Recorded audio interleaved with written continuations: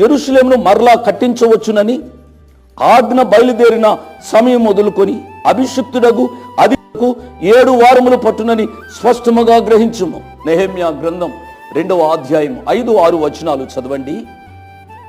ఆ ప్రియ ప్రభు మట్టలాది వారం అంటాం కదా, జయోత్సాహంతో వచ్చే వరకు 7 వారాలు పట్టినట్లుగా మనం చూస్తాం.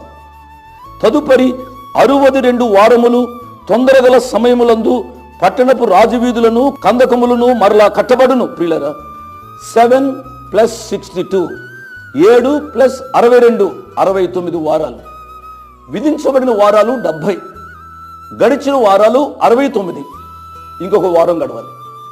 ప్రియులరా గమనించండి, ఒక రోజు ఒక సంవత్సరం అనుకుంటే 7 రోజులు 7 సంవత్సరాలు. ఈ 7 సంవత్సరాలు గడవాలి. దానియేలు గ్రంథంలో వ్రాయబడిన చివరి వారం 7 సంవత్సరాలు.